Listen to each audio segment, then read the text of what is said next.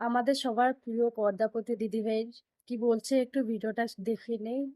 যারা আপনার মানসিক শান্তি কেড়ে নেয় তাদের থেকে প্রতিশোধ নয়, এই একটি কাজ করুন। একটা প্রশ্ন করি আপনাকে আজকে, তো চলুন।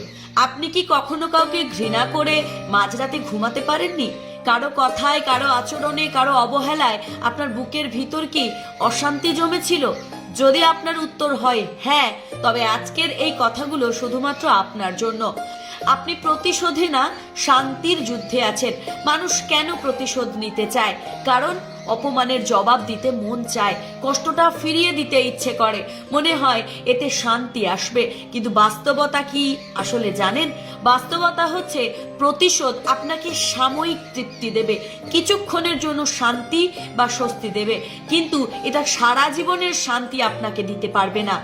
আপনি যত তার প্রতি প্রতিশোধ নেওয়ার কথা ভাবেন, ততই সেই মানুষটা আপনার মাথার ভিতর বাসা বাঁধে। তাহলে একমাত্র কাজ